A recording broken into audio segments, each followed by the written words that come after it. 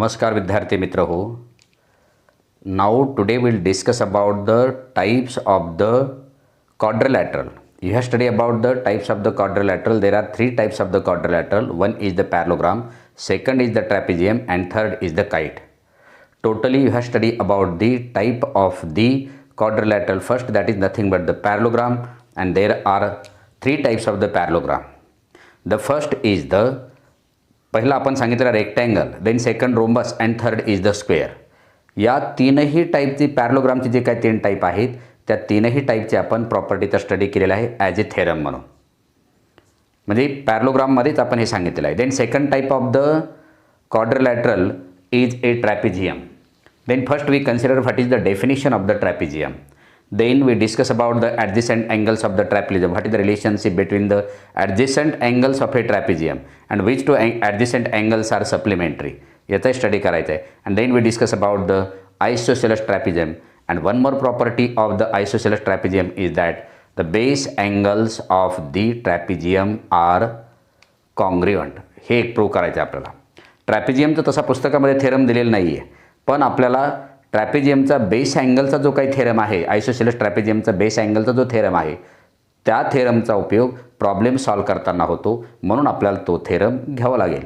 पुस्तकामध्ये तो सॉल्व करून दिलेला आहे, पण हेडलाईन मात्र त्याला असे दिलेले नाही की base angles of the isosceles trapezium are congruent. हे मात्र दिलेले नाही, पण आपला हा थेरम घ्यावा लागेल कारण प्रॉब्लेम सॉल्व करताना या थेरमचा आपला उपयोग करावा लागतो. Then first we discuss about the trapezium. नेमकं ट्रॅपेझियम कशाला म्हणायचं? मग मी समजा इथे एक क्वाड्रिलॅटरल काढलेला आहे की suppose this is the quadrilateral ABCD. हा क्वाड्रिलॅटरल ABCD दिलेला आहे, पण या क्वाड्रिलॅटरलमध्ये one and only one pair of the opposite side is parallel. मग अपोजिट साईड कोणकोणते आहेत? Opposite side of the AB is DC and opposite side of the AD is BC. But when we extend the side AD and side BC, both of them are intersect to each other at any point. हे जर आपण increase केले या दोन side तर कुठं ना कुठं या एकमेकीला काय करतील? इंटरसेक्ट करतील. That means you can't say that these are the parallel lines. मग remaining pair AB and DC, when we extend the side AB and DC, जर आपण कितीही या साईड एक्सटेंड केल्या तर they do not intersect to each other. Therefore you can say that side AB and side DC are parallel to each other in the quadrilateral ABCD. आणि म्हणून आपल्याला याच्यामध्ये डेफिनेशन सांगता येईल की ट्रॅपेझियमची डेफिनेशन सांगता येईल. If one and only one pair of the opposite side is parallel then that type of the quadrilateral is known as a trapezium. One and only one pair of the opposite side of a quadrilateral. या quadrilateral ABCD AB is parallel to DC. फक्त ही एकच pair काय आहे? Parallel to each other आहे. म्हणून quadrilateral ABCDला काय म्हणायचं? Trapezium असं म्हणायचं. म्हणजे जर आपण असं लिहिलं, डेफिनेशन सांगितले मी की डेफिनेशन काय सांगितली? One and only one pair of the opposite sides of a quadrilateral is parallel then that quadrilateral is known as a trapezium. डेफिनेशनमध्ये मग in quadrilateral ABCD definition clear केलेली. In quadrilateral ABCD which sides are parallel to each other, की side AB is parallel to side DC, but where AD is not parallel to, AD is not parallel to which side? Not parallel to the side BC. म्हणजे फक्त या क्वाड्रिलॅटरलमध्ये opposite साईडची एकच pair एकमेकीला parallel आहे, म्हणून या क्वाड्रिलॅटरलला म्हणायचं trapezium असं म्हणायचं. मग what is about the adjacent angles? We know that the side AB and side DC are parallel to each other, and when we take AD is the transversal, that means you can consider this angle and this angle are the adjacent angle, but these two adjacent angle are supplementary. How can I explain? We know that AB parallel to DC, AB आणि DC एकमेकाच्या जर parallel काढले, मी समजा ही AB line काढली, ही DC line काढली आणि त्यांची transversal जर AD घेतली, ही ट्रान्सव्हर्सल जर AD घेतली तर हे इंटेरियर अँगल झाले आणि हे adjacent angle of the trapezium आहेत. आणि adjacent angle of the trapezium which is related to the parallel side. जे पॅरलल साईडशी रिलेटेड असलेले ॲडजस्टंट अँगल आहेत ना, तेच ॲडजस्टंट अँगल इंटेरियर अँगल म्हणून होतील. आणि इंटेरियर अँगल काय असतात? सप्लिमेंटरी असतात. आणि म्हणून angle A plus angle D, angle A plus angle D is equal to 180. पण मी जर याच्यामध्ये अँगल ए आणि अँगल बीचा विचार केला तर angle A is not equal to angle B, sorry याच्यामध्ये angle A plus angle B जर घेतला this is not equal to 180. Why? Because जर मी समजा ए डी आणि बी सी ह्या नॉन पॅरल साईड घेऊन त्यांची जर ट्रान्सव्हर्सल घेतली तर हे इंटेरियर अँगल सप्लिमेंटरी येणार नाहीत, कारण इंटेरियर अँगल सप्लिमेंटरी येण्यासाठी अगोदर त्याच्याशी रिलेटेड असलेल्या जे काही साईड आहेत त्या पॅरल असाव्या लागतात. मग याच्यामध्ये D C parallel A B आहे आणि ट्रान्सव्हर्सल जर ए डी घेतली तर हा अँगल आणि हा अँगल इंटेरियर अँगल होतील. हे दोन्ही पॅरल साईडशी रिलेटेड आहेत आणि म्हणून हे सप्लिमेंटरी होतील. तसेच दुसरी पेअर आपल्याला घेता येईल की B C B and angle C. याच्यामध्ये angle B plus angle C is equal to 180, कारण ए बी पॅरल डी सी आणि बी सी जर ट्रान्सव्हर्सल घेतली तर हे दोन अँगल काय होतील? Interior angle. आणि if lines are parallel the transversal intersect to the two parallel lines then the interior angle are the supplementary. आणि म्हणून angle B plus angle C हे सप्लिमेंटरी येईल. Angle A plus angle D यांचे measure addition 180 येईल, यांचे addition 180 येईल, पण angle A आणि अँगल बी 180 येणार नाही, कारण ह्या दोन लाईन नॉन पॅरल आहेत. तसंच अँगल डी आणि अँगल सीची पेअरसुद्धा सप्लिमेंटरी येणार नाही. म्हणजे पॅरलल लाईन्सशी रिलेटेड असलेले जे काही अँगल आहेत ना की ज्या ट्रान्सव्हर्सलने इंटरसेक्ट केल्यामुळे त्याच्याशी असणारे अँगल काय येतील? सप्लिमेंटरी येतील. म्हणजे adjacent angle which is related to the parallel lines are supplementary, हेही आपल्याला याच्यामध्ये सांगता येईल. म्हणजे आपल्याला याच्यामध्ये की कोणते अँगल सप्लिमेंटरी आहेत, what is the definition of the trapezium, ट्रॅपिजियममध्ये कोणते अँगल सप्लिमेंटरी असतात हे आपल्याला आयडेंटिफाय करता आलं पाहिजे. Then we discuss about the isosceles trapezium. मग आयसोसेलस ट्रॅपिजियम कशाला म्हणायचं नेमकं? When we draw a trapezium this side and this side are parallel to each other and remaining non parallel side जे आहेत ना ह्या नॉन पॅरलल साईड जर equal असतील, which are the non parallel side, A D and B C are the non parallel side, आणि या जर non parallel side equal असतील तर then you can say that this type of the trapezium is known as the isosceles trapezium. याला काय म्हणायचं? आयसोसेलस ट्रॅपिजियम म्हणायचं. आयसोसेलस ट्रॅपिजियम कोणाला म्हणायचं? की ज्या ट्रॅपिजियमच्या नॉन पॅरलल साईड या इक्वल असतील. A B and D C are the parallel lines sides, but A D and B C are non parallel sides. आणि जेव्हा नॉन पॅरलल साईड हे काय असतील? इक्वल असतील लेंथ, तेव्हा then you can say that type of the trapezium is known as the isosceles trapezium. मग which are the non parallel side in it? B C and A D are non parallel sides. मग in trapezium ABCD, which are the non-parallel side? BC is congruent to AD. non-parallel side जर equal असतील तर त्या ट्रॅपिजियमला काय म्हणायचं? त्याला म्हणायचं आयसोसेलस trapezium. आणि मग या ट्रॅपिजियमचे आपल्याला महत्त्वाची सगळ्यात एक महत्त्वाची प्रॉपर्टी आहे की ज्या प्रॉपर्टीचा आपल्याला एक्झाम्पल सॉल्व करताना उपयोग होतो. मग काय प्रॉपर्टी याच्यामध्ये? आयसोसेलस ट्रॅपिजियमची एक प्रॉपर्टी महत्त्वाची आहे की base angles of the isosceles trapezium are equal. मग याचे बेस अँगल कोणते आहेत? Angle A and angle B, हे सुद्धा बेस अँगल होतात. नंतर अँगल ए आणि अँगल बी हे दोन अँगल कॉन्ग्रुएंट असतात. मग कशावरून ठरवायचं की the base angles of the isosceles trapezium are congruent? कारण या थेरमचा उपयोग प्रॉब्लेम मी पुन्हा पुन्हा सांगू लागलो की या थेरमचा उपयोग आपल्याला प्रॉब्लेम सॉल्व करण्यासाठी होतो. म्हणून आपण काय करणार आहे? तर first we take the theorem which is related to the isosceles trapezium. आणि मग आयसोसेलस ट्रॅपिजियमचा थेरम काय लिहिता येईल आपल्याला? की the base angles of an isosceles trapezium are congruent or equal. काही म्हणू शकतो तुम्ही याच्यामध्ये. का थेरम पुस्तकामध्ये एक्झाम्पलच्या फॉर्ममध्ये हा थेरम दिलेला आहे. तर काय लिहिता येईल आपल्याला? Base angle of an isosceles ट्रॅपिजियम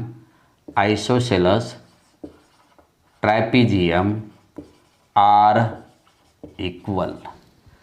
base angles of an isosceles trapezium are equal. म्हणजे हे प्रूव्ह करायचे आपल्याला, त्याचे बेस अँगल जे आहेत ना ते बेस अँगल कॉन्ग्रुएंट दाखवायचे, प्रूव्ह करायचे आहेत. मग प्रूव्ह करताना काय करावं लागेल याच्यामध्ये की बेस अँगल हे आपल्याला कॉन्ग्रुएंट दाखवायचे आहेत. मग first we draw the diagram. मग कशाची डायग्रॅम काढावं लागेल तर ट्रॅपिजियमची. हा ट्रॅपिजियम घेतलेला आहे, पण हा ट्रॅपिजियम कोणता घेतलेला आहे? आयसोसेलस ट्रॅपिजियम. मग ABCD is an isosceles trapezium. मग याचं प्रूफ आपल्याला देता वेळेस काय सांगितलेलं आहे की बेस अँगल कोणते अँगल कॉन्ग्रुएंट दाखवायचे? This angle and this angle हे कॉन्ग्रुएंट दाखवायचे आहेत आपल्याला. मग first we write the given. गिव्हनमध्ये काय दिलेलं आहे की quadrilateral ABCD is an isosceles quadrilateral isosceles trapezium. Trapezium म्हणा. मग आयसोसेलस ट्रॅपिजियम म्हणजे काय दिलेले असतील की नॉन पॅरलल साईड या कॉन्ग्रुएंट दिलेले असतात. That means side BC is congruent to side AD हे दिलेलं आहे आपल्याला. टू प्रूव्ह काय करायचे की बेस अँगल कॉन्ग्रुएंट दाखवायचे. तर to prove which are the base angles? Angle A is congruent to angle B किंवा हे तीन अक्षरांनी angle DAB is congruent to angle CBA. हे दोन अँगल आपल्याला कॉन्ग्रुएंट दाखवायचे आहेत. मग याच्यामध्ये कन्स्ट्रक्शन करायचं. काय कन्स्ट्रक्शन करायचं की बेस अँगल जर कॉन्ग्रुएंट दाखवायचे असतील तर कन्स्ट्रक्शन करा. कन्स्ट्रक्शन करताना आपल्याला पॅरलोग्रामचा रेफरन्स घ्यावा लागेल. मग पॅरलोग्रामचा रेफरन्स घेताना काय करावं लागेल? Draw the side through the point C which is parallel to the AD. ADला पॅरलल असणारी काय करा एक साईड काढा की जी कशामधून गेलेली असेल? C पॉईंटमधून गेलेली असेल. You can take the point E. म्हणून इथं लिहिता येईल आपलं कन्स्ट्रक्शनमध्ये draw the side or line. Draw the side through the point C which is parallel to side AD. Side ADला पॅरलल असणारी लाईन पॉईंट C मधून काढा. म्हणजे आपल्याला ही लाईन आणि ही लाईन पॅरलल दाखवता येईल कन्स्ट्रक्शनमध्ये. पण in the given information quadrilateral ABCD is an isosceles trapezium. That means you can say that side AB is parallel to side DC. One pair of the opposite sides of a quadrilateral is parallel, then it is a trapezium. मग कोणती pair parallel आहे याच्यामध्ये? AB is parallel to DC. हे पण आपल्याला गिव्हनमध्ये लिहावं लागेल की AB is parallel to DC असंही लिहावं लागेल. AB parallel to DC. ठीक आहे. मग आता प्रूफ देता वेळेस काय करावं लागेल आपल्याला? प्रूफ देता वेळेस हा क्वाड्रिलॅटरल ABCD हा काय आहे? आयसोसेलस ट्रॅपिजियम आहे. म्हणून side AB is parallel to side DC. मग गिव्हन इन्फॉर्मेशननुसार quadrilateral ABCD is an isosceles trapezium. मग आयसोसेलस ट्रॅपिजियम असला पण काय झाला तर आयसोसेलस ट्रॅपिजियमच्या one pair of the opposite side is काय असते? पॅरलल असते. मग कोणती साईड पॅरलल आहे की AB is parallel to the side DC. ही एक आहे. सिमिलरली आणखी काय सांगता येईल आपल्याला? And side AD is parallel to side CE.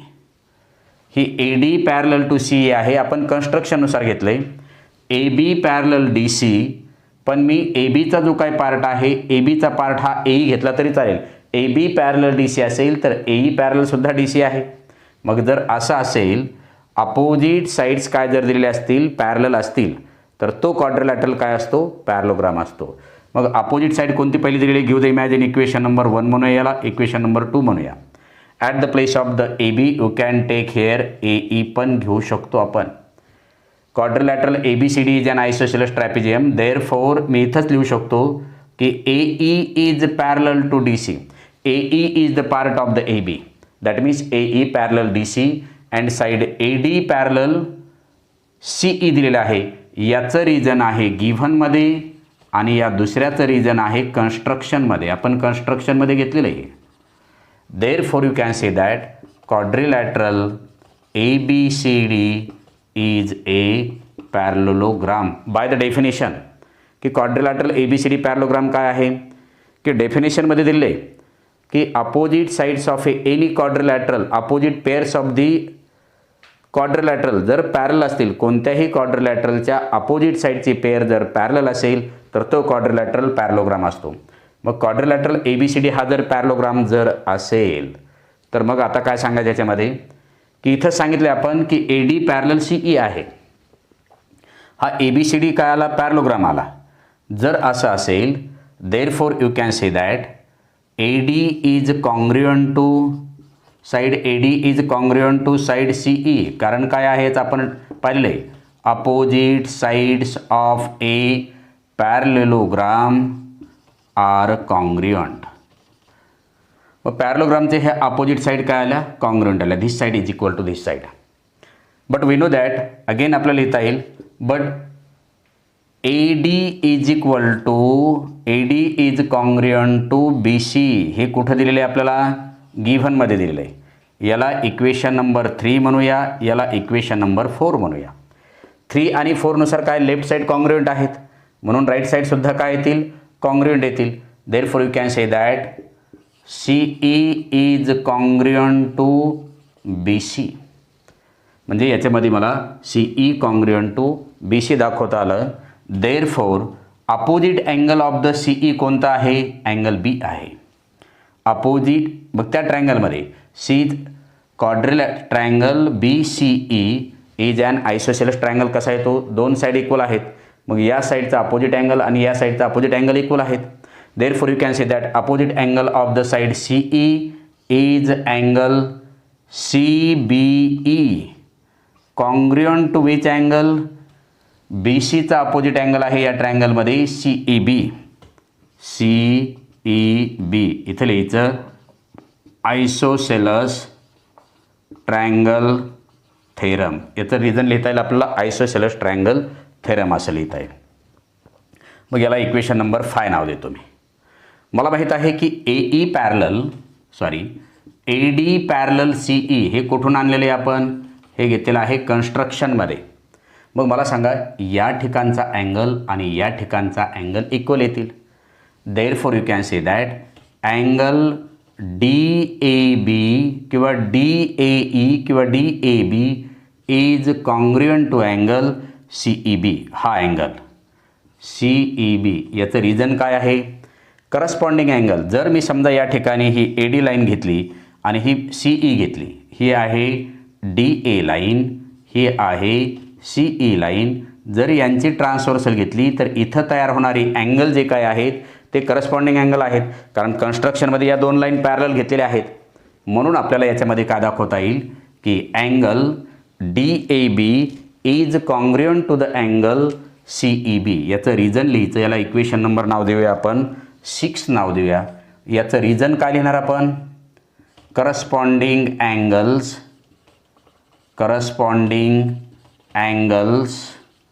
formed by transversal AE of side AD and side CE हे लिहिता येईल आपल्याला. आणि मग equation number 5 and 6 therefore you can say that angle CBE is congruent to angle CBE CBE is congruent to from equation 5 and 6 यांच्या right side equal आहेत CEB angle CEB right side equal आहेत. मग left side सुद्धा equal येतील म्हणून angle CBE is congruent to angle DAB हे कुठून देणार आपण from equation 5 and 6. But at the place of the angle CBE you can take the angle B is congruent to angle DAB. At the place of the angle DAB you can take the angle A, and therefore you can say that and A and B are the A and B are the base angles of the isosceles trapezium ABCD, and hence the proof the base angle of an isosceles trapezium are congruent. याचं proof आपल्याला देता येईल, कारण हे पुस्तकामध्ये example solve करून दिले आहे, पण थेरमच्या स्वरूपामध्ये नाही. पण हा थेरम आहे की base angle of an isosceles trapezium are congruent or equal. Stop.